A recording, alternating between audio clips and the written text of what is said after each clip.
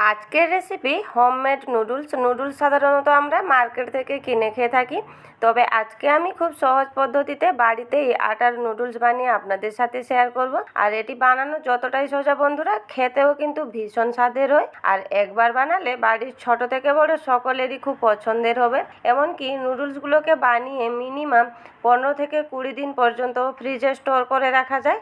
এর টেস্ট কিন্তু দোকানের চেয়েও কম হবে না। তবে চলুন দেখে নিই আজকের রেসিপি। নমস্কার বন্ধুরা, আমি পুষ্পিতার রান্নাঘরে আপনাদের সবাইকে স্বাগত। হোমমেড নুডলস বানানোর জন্য একটা পাত্রে আমি 2 বাটি আটা নিয়েছি। আটার বদলে এখানে ময়দা দিয়েও বানিয়ে ফেলা যায়, তবে আটার নুডলস হেলদি হয়। এখানে 2 বাটি আটা নেওয়ার পর তাতে নিয়েছি পরিমাণ মতো লবণ, আর নিয়েছি 2 চামচ তেল। তেলটা দিলে নুডলসগুলো সফট হবে আর একে অপরের গায়ে লেগে যাবে না। তেল আর নুনটাকে আটার সাথে খুব ভালোভাবে মিশিয়ে নিয়েছি।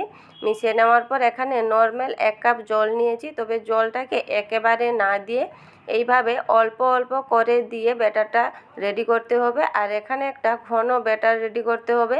নুডলসের জন্য কিন্তু পারফেক্টভাবে ব্যাটার রেডি না করলে নুডলসগুলো কিন্তু ভালো হবে না। এখানে দেখুন এইভাবে ঘন করে আমি ব্যাটারটা রেডি করে নিয়েছি। এইভাবে ঘন করে ব্যাটারটা রেডি করে নেওয়ার পর একটা ছাঁকনি দিয়ে আমি ব্যাটারটাকে একটু ছেঁকে নিচ্ছি, তাহলে আটার যদি কোনো গুটলি থাকে খুব সহজেই বেরিয়ে যাবে আর একটা স্মুথ ব্যাটারও রেডি হয়ে যাবে। এইভাবে কিন্তু অবশ্যই ব্যাটারটাকে একটু ছেঁকে নেবেন। এই দেখুন ব্যাটারটাকে ছেঁকে নিয়েছি আর ব্যাটারটা এখানে কতটা স্মুথভাবে রেডি হয়েছে দেখুন।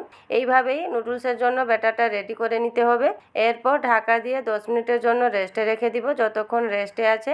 এদিকে একটা ছোট্ট জুসের বোতল নিয়েছি, যেহেতু ছাঁচ ছাড়া আমি নুডলসটা বানিয়ে দেখাবো, তাই এইভাবে একটা ছোট্ট জুসের বোতল নিয়ে তার মুখটাকে এইভাবে একটা ছোট্ট কাঁটা দিয়ে খুবই ছোট করে একটা ছিদ্র করে নিয়েছি, এই দেখুন। আর এদিকে যে ব্যাটার ঢাকা দিয়ে 10 মিনিটের জন্য রেস্টে রেখেছিলাম, দেখুন কতটা ফুলে গিয়ে আরও স্মুথ হয়ে গেছে। ব্যাটারটাকে একটা বাটিতে আমি ঢেলে নিয়েছি। এরপর যে বোতলটা রেডি করে রেখেছিলাম তার মধ্যে দিয়ে দিব। এখানে আমি বোতলের মধ্যে পরিমাণ মতো ব্যাটার দিয়ে দিয়েছি। এরপর খুব ভালোভাবে মুখটাকে বন্ধ করে নিব। এখানে দেখুন ব্যাটারটা সম্পূর্ণ রেডি। এরপর নুডলসগুলো বানিয়ে নিব। এদিকে একটা ফ্রাই প্যান নিয়েছি, তাতে অল্প একটু তেল দিয়ে টিস্যু দিয়ে খুব ভালোভাবে এক্সট্রা তেলটা মুছে নিচ্ছি। মুছে নেওয়ার পর বোতলে যে ব্যাটারটা দিয়েছিলাম এইভাবে গোল গোল করে ঘুরিয়ে নিতে হবে। এইভাবে নুডলসটা বানিয়ে নেওয়ার পর কিছুক্ষণ অপেক্ষা করতে হবে। মিনিমাম 2 থেকে 3 সেকেন্ড মতন অপেক্ষা করলে দেখবেন ব্যাটারের ওপরের অংশটা খুব সুন্দরভাবে শুকিয়ে আসবে। আর একটা চামচ দিয়ে আমি তুলেও নিচ্ছি, দেখুন কত সুন্দরভাবে উঠে আসবে। আর দেখুন কতটা লম্বা লম্বাও হয়েছে, একটুও ছিঁড়ে যাবে না। এরপর নুডলসগুলোকে তুলে রেখে নিচ্ছি।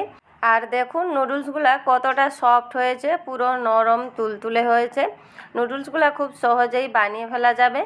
একইভাবে আবারও একটা আমি বানিয়ে দেখিয়ে দিচ্ছি। ফ্রাই প্যানে একইভাবে ব্যাটারটাকে দিয়ে দিতে হবে আর 2 থেকে 3 মিনিট মতন অপেক্ষা করলে ব্যাটারের ওপরের অংশটা খুব সুন্দরভাবে শুকিয়ে আসবে। যখন এই ব্যাটারটা শুকিয়ে আসবে ফ্রাই প্যান থেকে খুব সহজেই ছেড়ে যাবে। দেখুন একটুও ছিঁড়ে যাবে না বা একটুও লেগে থাকবে না। খুব সহজেই লম্বা লম্বাভাবে এই নুডলসগুলো রেডি করা যায়। এখানে দেখুন আবারও একটা নুডলস আমি বানিয়ে নিয়েছি। আর একইভাবে এখানে সমস্ত নুডলস আমি বানিয়ে নিয়েছি। আর দেখুন কতটা লম্বা লম্বা হয়েছে আর খুবই ছাড়া ছাড়া হয়েছে। নুডলসগুলো যাতে একে অপরের গায়ে লেগে না যায় তার জন্য খুবই সামান্য একটু তেল দিয়ে দিলাম। আর তেলটা দিয়ে সমস্ত নুডলসের গায়ে খুব ভালোভাবে লাগিয়ে নিচ্ছি। এইভাবে লাগিয়ে নেওয়ার পর দেখুন নুডলসগুলো খুবই সফট হয়েছে। এরপর এই তেল লাগানো নুডলসগুলোকে একটা এয়ারটাইট বক্সের মধ্যে রেখে মিনিমাম 15 থেকে 20 দিন পর্যন্ত ফ্রিজে স্টোর করে রাখা যায়।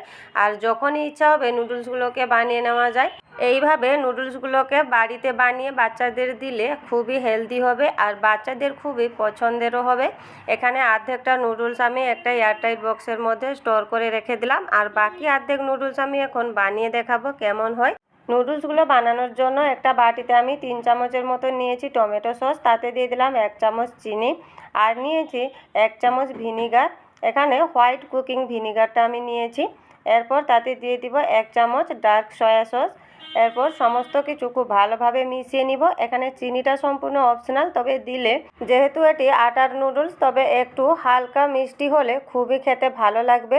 এখানে সসটা রেডি হয়ে গেছে। এরপর একটা কড়াইতে আমি 1 চামচের মতো তেল গরম করে নিয়েছি, তাতে আগে থেকে ফেটিয়ে রাখা একটা ডিম দিয়ে দিলাম। আর ডিমটাকে এখানে মিডিয়াম টু লো ফ্লেমে হালকা একটু ভেজে নিব, বেশি লাল করে ভাজা যাবে না, খালি হালকা একটু ভেজে নিলে হবে।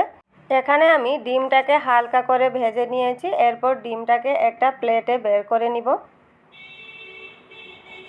এখানে সমস্ত ডিমটাকে একটা প্লেটে বের করে নিয়েছি। এরপর একই কড়াইতে আবারও 1 চামচ আমি তেল দিয়ে দিলাম। তেলটা গরম হয়ে গেলে তাতে বেশ কিছু পরিমাণ রসুন কুচি দিয়ে দিলাম। রসুনটাকে এখানে হালকা একটু ভেজে নিব যাতে কাঁচা গন্ধটা বেরিয়ে যায়।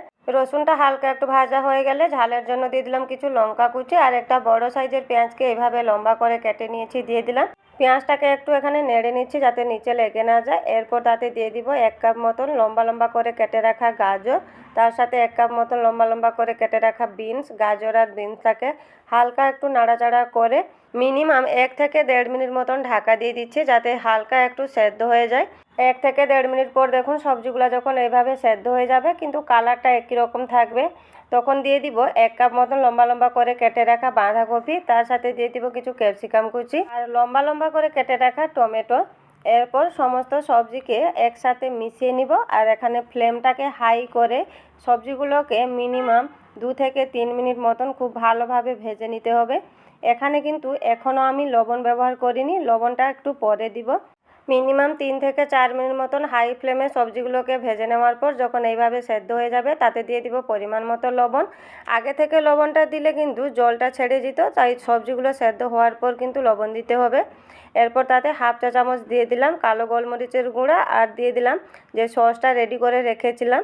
এরপর সমস্ত কিছু সবজির সাথে খুব ভালোভাবে মিশিয়ে নিব। এইভাবে মিশিয়ে নেওয়া হয়ে গেলে যে নুডলসগুলো আমি বানিয়ে রেখেছিলাম ওগুলো দিয়ে দিব। আর নুডলসগুলো দেওয়ার পর খুব ভালোভাবে সবজির সাথে নুডলসগুলোকে মিশিয়ে নিতে হবে। এখানে আমি 2টা কাঁটা চামচের সাহায্যে হালকা হাতে নুডলসগুলোকে সবজির সাথে খুব ভালোভাবে মিশিয়ে নিচ্ছি। এখানে একটু হালকাভাবেই মেশাতে হবে যেহেতু আটার তৈরি নুডলস খুবই সফট হয়। এখানে দেখুন সবজির সাথে আমি নুডলসগুলোকে খুব ভালোভাবে মিশিয়ে নিয়েছি। এরপর দিয়ে দিব যে ডিমটাকে ভেজে রেখেছিলাম, ডিমটাকেও নুডলসের সাথে খুব ভালোভাবে মিশিয়ে নিলেই খুব সুন্দরভাবে রেডি হয়ে যাবে দোকানের মতোই চটপটা দারুণ টেস্টি হোমমেড আটার নুডলস। এই নুডলসটি বন্ধুরা একবার বানিয়ে দেখবেন, খেতে ভীষণই স্বাদের হয়, দোকানের চেয়েও টেস্ট কিন্তু কম হয় না। আর দেখুন বন্ধুরা নুডলসগুলো কতটাই ঝুরঝুরে হয়েছে। আজকের আমার এই হোমমেড আটার নুডলস রেসিপিটি কেমন লাগলো কমেন্ট বক্সে অবশ্যই জানাবেন। আর যদি ইউটিউব থেকে ভিডিওটি দেখছেন তাহলে চ্যানেলটিকে প্লিজ সাবস্ক্রাইব করে পাশে থাকবেন। আর যদি ফেসবুক থেকে দেখছেন তাহলে পেজটিকে ফলো করে দেওয়ার অনুরোধ রইল। নমস্কার বন্ধুরা, আজকের মতো এই পর্যন্তই। আবার দেখা হবে নতুন কোনো রেসিপিতে। ভালো থাকবেন, সুস্থ থাকবেন।